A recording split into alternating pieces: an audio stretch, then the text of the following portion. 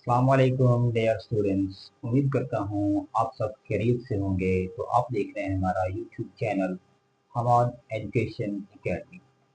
You know that I am your English teacher. तो दोस्तों, previous lecture के अंदर हमने पढ़ा था प्रोनाउन एंड इट्स केसेस। तो उसकी चंद एग्जाम्पल से मजीद हमने पढ़ना है प्रोनाउन के केसेस को। कि कुछ स्टूडेंट्स को कुछ कंफ्यूजन हो रही थी कि सब्जेक्टिव केस और ऑब्जेक्टिव केस के अंदर। तो मजीद हमने उनकी एग्जाम्पल से समझना है कि ये सब्जेक्टिव केस और ऑब्जेक्टिव केस क्या होते हैं। उसके बाद हमने पढ़ना है आज के लेक्चर में प्रोनाउन की टाइप्स के बारे में। ठीक है, तो देखते हैं आज की टाइप्स। उसने उन्हें बुलाया। तो मैंने आपको प्रीवियस लेक्चर के अंदर भी बताया था कि सब्जेक्ट क्या होता है। सब्जेक्ट होता है काम करने वाला। तो एक एग्जाम्पल भी आपको दी थी, जैसा कि कहा था कि उस आ जाए, तुम्हें, मुझे, जो चीज भी आ जाए, आपने पर्सनल प्रोनाउन से सेंटेंस को सॉल्व करना है। तो कौन से थे पर्सनल प्रोनाउन? मतलब I, we, you, they, he, she, it. चाहे वो स्टार्टिंग में तुम्हें हो, मुझे हो, लेकिन आपने पर्सनल प्रोनाउन ही लिखना है। एग्जाम्पल से बताया था आपको, जैसा कि मुझे आम पसंद है। मुझे आम पसंद है।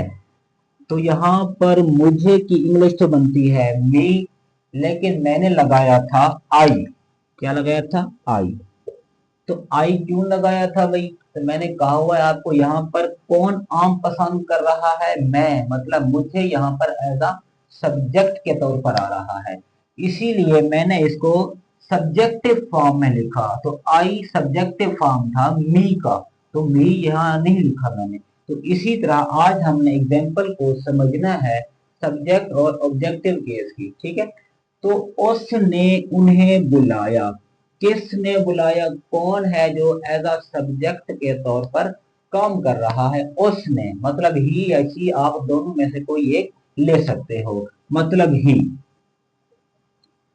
अब ही हमारा एज अ सब्जेक्ट है, तो उन्हें बुलाया मतलब एक से ज्यादा है, तो यहां पर दे आएगा। I am right? नो, गलत है। क्यों भाई? यहां पर उन्हें अब एज अ ऑब्जेक्ट आ रहा है, सब्जेक्ट नहीं आ रहा। तो दे की हमने ऑब्जेक्टिव केस लिखनी है, ऑब्जेक्टिव फॉर्म में लिखना है। तो दे का ऑब्जेक्टिव फॉर्म होता है देम।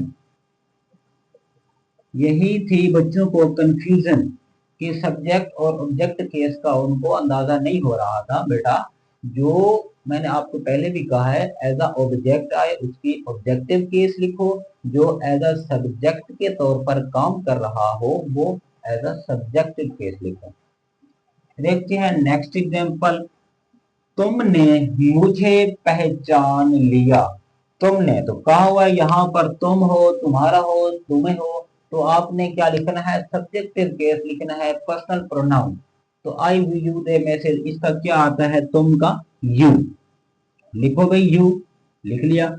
अब तुमने मुझे पहचान लिया। अब यहाँ पर एग्जाम्पल नीचे खड़ी है मुझे, मतलब मैंने आई लिखा था। अब यहाँ पर मुझे का आई लिखूं, जो कि गलत काउंट होगा। क्यों भाई? क्योंकि यहाँ पर सब्जेक्ट तो हमारा आ गया तुम। अब यहाँ पर मुझे क्या हो रहा है? एज अ ऑब्जेक्ट के तौर पर काम कर रहा है। कैसे भाई? तुमने मुझे पहचान लिया। पहचानने का काम कौन कर रहा है? मतलब सब्जेक्ट वही होता है ना जो काम करने वाला होता है। तो कौन है भाई? वो तुम, मतलब यू। सब्जेक्ट तो हो गया क्लियर। तो इसको हम फिर सब्जेक्ट में क्यों लिखें? क्योंकि ये अब एज अ ऑब्जेक्ट आ रहा है। सब्जेक्ट तो हमारा क्लियर हो गया। अब ये है ऑब्जेक्ट में। तो मुझे मतलब आई की ऑब्जेक्टिव फॉर्म होती है मी। तो यहां पर मी आएगा। तो इधर मी का आना गलत काउंट होता है। इसलिए क्योंकि ये मुझे एज अ सब्जेक्ट के तौर पर काम कर रहा है, इसलिए यहाँ पर मी आना गलत काउंट होता है और यहाँ पर मी आना सही काउंट होता है। उम्मीद करता हूँ अब समझ आ रही होगी आपको। चलते हैं नेक्स्ट की तरफ कि वो उनसे बातें कर रही थी। कौन है भाई? लड़की है भाई, शी। वो कौन है जो एज अ सब्जेक्ट के तौर पर काम कर रही है? लड़की है भाई, बातें कर रही है। और किन से बातें कर रही है? उनसे बातें कर रही है, मतलब ये भी दे हुआ। तो दे, अब यहाँ पर उन हमारा एज अ ऑब्जेक्ट के तौर पर आ रहा है, तो ये दे की ऑब्जेक्टिव केस क्या आएगी? देम आएगी। अब भाई हमें हमारी कार चाहिए, हमें। अब यहाँ पर क्या आ गया? हमें आ गया भाई, कहा हुआ है हमें हो, हमारा हो, ठीक है ना। हमने क्या लिखना है? उसकी पर्सनल प्रोनाउन, जैसा कि आई, वी, यू, दे। तो हम का मतलब होता है वी, हमें का भी यहाँ पर क्या लिखेंगे? वी। तो हमारी कार मलकियत को शो किया जा रहा है। पढ़ा था आपने पोजेसिव केस, क्या पढ़ा था? पोजेसिव केस, जिसमें जो है ना मलकियत को शो किया जा रहा होता है। लेकिन पोजेसिव केस का मैंने आपको एक कॉन्सेप्ट दिया था, अगर याद हो, प्रीवियस लेक्चर में दिया था मैंने, कि क्या होता है कि अगर नाउन से फर्स्ट, मतलब नाउन से अगर आ जाए मलकियत पहले, हमारी मलकियत शो कराई जा रही हो, तो लगता है हमारा फर्स्ट वाला, पहले वाला। अगर नाउन के बाद लास्ट में लगी हो मलकियत, तो दूसरे वाला। जैसा कि यहाँ हमें तो आ गया हुई, हमारी, हमारी की इंग्लिश क्या होती है भाई? आवर। अगर मैं यहां पर आवर्स लगा दूं, तो वो गलत काउंट होगा। क्यों भाई? आवर्स हमें हमेशा होता है दूसरे वाला पोजेसिव केस, ठीक है ना। तो आवर्स यहाँ पर नहीं आएगा, क्यों? क्योंकि ये देखो, कार हमारी एक नाउन है, ये नाउन से पहले आ गई मलकियत, तो लगेगा पहले वाला, जैसा कि आवर। तो ये हमारा आवर ठीक रहेगा। अच्छा भाई, ये दिल तुम्हारा है, वैसे भी तुम्हारा है ना, ठीक है। तो यहां पर देखते हैं, ये यहां पर होगा दिस।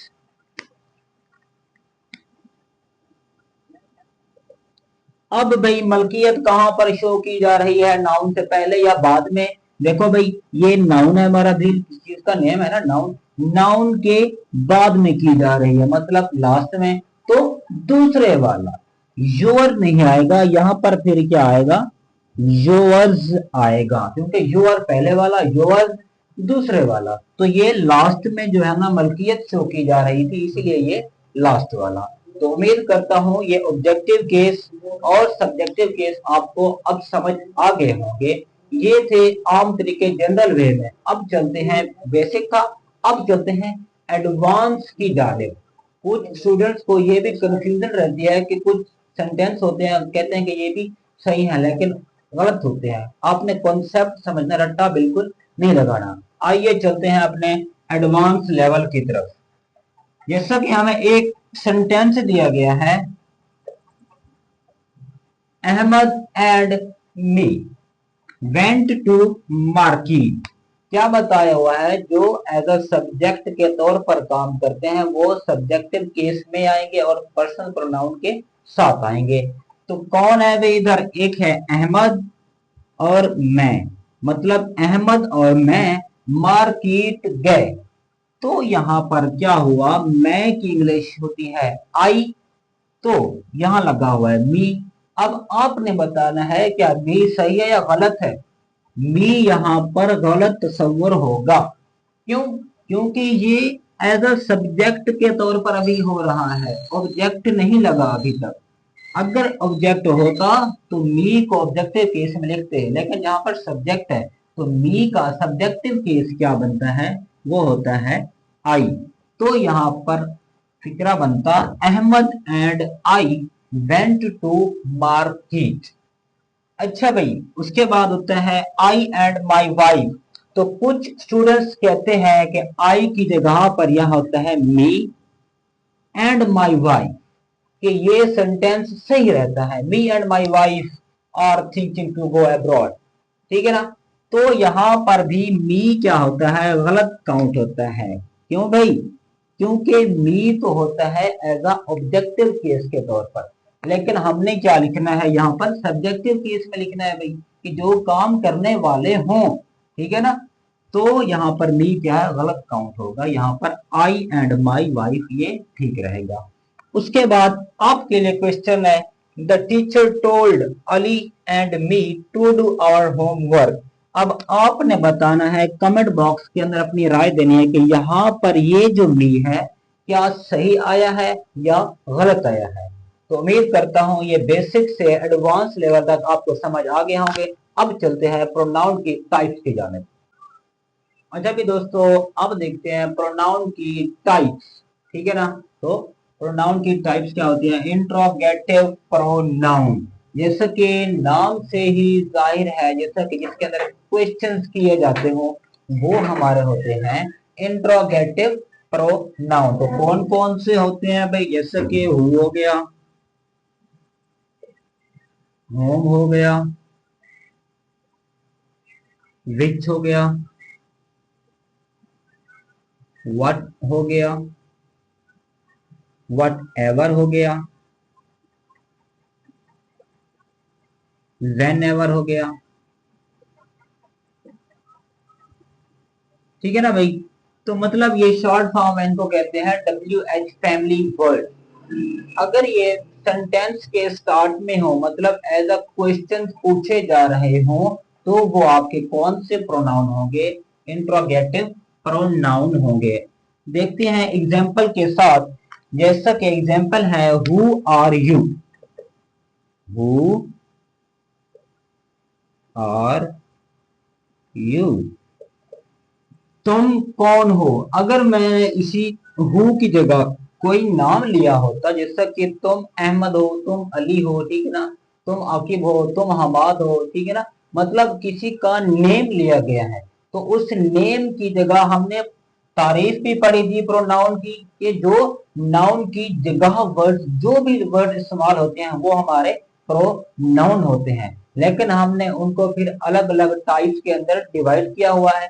तो अब ये हु कौन सी टाइप्स के अंदर है? इंट्रोगेटिव टाइप्स के अंदर। अगर यहाँ पर कोई नाम होता तो वो क्या होता? नाउन होता, लेकिन उस नाम की जगह ये हु आ गया, तो हु हमारा क्या हुआ? प्रोनाउन हुआ। देखते हैं नेक्स्ट एग्जांपल की तरफ। जैसा कि व्हाट्स योर नेम,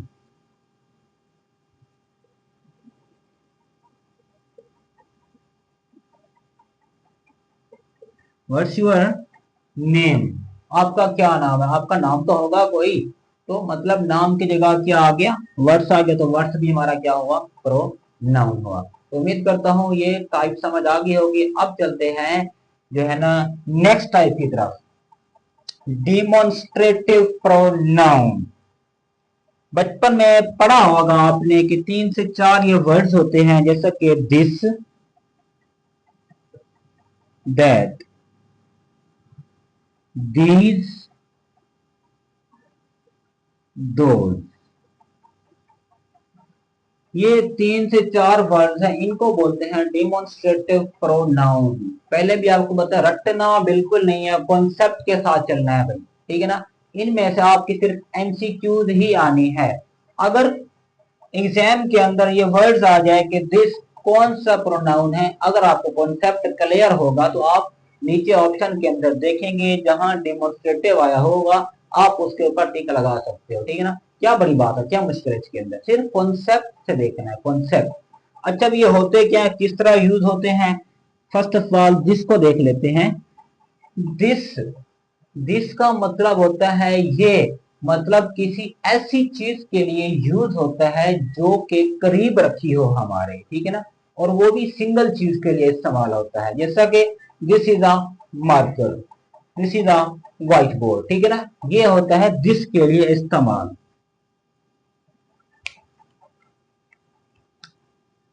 जो करीब की चीज को दिखाए। This is a white board. इसी तरह इसके अपोजिट खड़ा है दैट। दैट का मतलब होता है वो, मतलब दूर की चीज को दिखाने के लिए जो यूज होते हैं वो होते हैं हमारे दैट, ठीक है ना। जैसा कि that is a chair, that is a chair. कहीं दूर कुर्सी रखी होगी ना, उसकी तरफ इशारा करके कहेंगे दैट इज अ चेयर, वो एक चेयर है, ठीक है। उसके बाद देखते हैं दीज। दीज क्या होता है भाई? दीज जमा होती है दिस की, तो ये होती है सिंगल चीजों के लिए इस्तेमाल। अब ये दीज जो आपके करीब पास ज्यादा चीजें रखी हो उनको दिखाने के लिए दीज का हम इस्तेमाल करते हैं कि these are books, these are books, ये किताबें हैं भाई जो हमारे साथ पड़ी हैं लेकिन एक से ज्यादा हैं। इसी तरह दोज, दोज जो है ना दैट का जमा है जो कि एक से ज्यादा चीजों को दिखाता है और वो भी जो दूर रखी हों।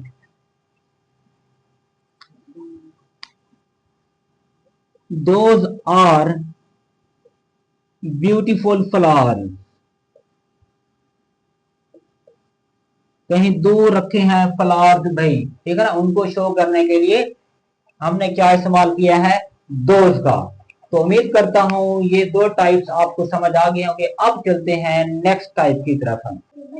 अच्छा भी देखते हैं नेक्स्ट टाइप जो कि है रिफ्लेक्सिव प्रोनाउन। आपने पढ़ा होगा रिफ्लेक्सिव के अंदर जैसा कि होता है myself, myself, himself, herself, yourself, ourself, themself. तो कुछ होते हैं जो जमा में काउंट होते हैं जैसा कि yourselves, yourselves, ourselves, themselves. सबसे पहले समझते हैं कि इसका मतलब क्या होता है। माई मतलब मेरा, मैं, सेल्फ खुद, मेरा खुद, मैं खुद, ठीक है ना। इसी तरह के जो प्रोनाउन होते हैं वो होते हैं रिफ्लेक्सिव प्रोनाउन। हिम सेल्फ उसका खुद, हर सेल्फ उसका, योर सेल्फ तुम्हारा खुद, ठीक है। इस तरह के प्रोनाउन रिफ्लेक्सिव प्रोनाउन होते हैं। लेकिन कुछ स्टूडेंट्स का कहना है कि सर ये योर सेल्फ भी आ गया, योर सेल्फ भी आ गया, इनके बिटवीन क्या डिफरेंस है, तो काइंडली ये बता दीजिए। तो सुन लीजिए भी क्या डिफरेंस है। यूअर सेल्फ, यूअर जो है ना वाहिद में भी इस्तेमाल होता है और जमा के अंदर भी इस्तेमाल होता है। कैसे भाई, अगर एग्जाम्पल लेते हैं कि मैं तुमसे बात कर रहा हूं मतलब तुम एक बंदे हो, ठीक है ना। इसी तरह अगर मैं हजारों की बात करूं और वो आपके साथ खड़े हों मतलब फिर भी मैंने तुम का ही इस्तेमाल करना है कि तुम लोग, ठीक है ना। तो मतलब इसका ये है कि जो अगर अकेले बंदे से बात हो रही हो तो वहां पर होता है यूर सेल्फ, ठीक है ना। अगर हजारों की सेंटेंस के अंदर बात की जा रही हो तो वहां होता है यूर सेल्फ, वो फिर जमा में काउंट होता है। इसी तरह होता है आवर सेल्फ, एक ग्रुप की बात हो रही होती है। इसी तरह आवर सेल्फ जो एक से ज्यादा ग्रुप्स हो। तो उम्मीद करता हूं आपको रिफ्लेक्सिव प्रोनाउन भी समझ आ गया होगा। अब चलते हैं नेक्स्ट टाइप की तरफ जो कि है हमारी इनडेफिनिट प्रोनाउन, जो कि नाम से ही जाहिर है, अंदाजा हो रहा होगा आपको कि इनडेफिनिट जो डेफिनेट ना हो, पक्का ना हो कि कितने होते हैं, क्या होते हैं, ठीक है ना। कि बाद औकात हम नाम नहीं लेते, नाउन का इस्तेमाल नहीं करते, तो क्या करते हैं, इनडेफिनेट प्रोनाउन का इस्तेमाल करते हैं। आइए देखते हैं एग्जाम्पल के साथ। जैसे कि एग्जाम्पल है all and other, everyone, anyone, each, ठीक है ना। इस तरह के जो वर्ड्स होते हैं वो हमारे होते हैं इनडेफिनेट प्रोनाउन। जैसे भाई ऑल की एग्जांपल लेते हैं सबसे पहले कि ऑल, अगर मैंने किसी का नाम लेना हो और वो बंदे हो हजारों की सेंटेंस के अंदर, ठीक है ना, हजार बंदे हो तो उनका मैं नाम लेता ही रह जाता। तो इसीलिए प्रोनाउन जरूरी थे हमारे लिए। कि प्रोनाउन क्यों जरूरी है, कि बार बार नाम ना लिया जाए, इसीलिए प्रोनाउन जरूरी थे। अगर फिर खुदा ना खासा किसी का नाम ये होता जैसा कि प्रीवियस लेक्चर के अंदर बताया था कि चिन्ना स्वामी मुत्तुस्वामी वाला नाम होता तो हजारों बंधु का नाम होता तो तबाह बर्बादी थी, इसीलिए प्रोनाउन क्या थे, जरूरी थे। इसी तरह एंड अदर, कोई दूसरा, कोई नाम तो होगा उसका, इसीलिए हमने उसके नाम की जगह हमने क्या लिखा, एंड अदर लिखा। तो एवरीवन, हर एक का नाम लिखने की बजाय हमने क्या कर दिया, उसको एवरीवन कर दिया। इसी तरह एनीवन, ईच। तो उम्मीद करता हूं आपको ये लेक्चर समझ आ गया होगा। हमने प्रीवियस लेक्चर के अंदर देखा था प्रोनाउन और उसके केसेस। तो आज के लेक्चर के अंदर हमने कवर किया है कि केसेस की एग्जांपल्स और उसकी टाइप्स। अगर वीडियो अच्छी लगी हो तो काइंडली वीडियो को लाइक कीजिए, अपने दोस्तों के साथ शेयर कीजिए और हमारे YouTube channel Hamad education academy को फॉलो कीजिए। अल्लाह हाफिज।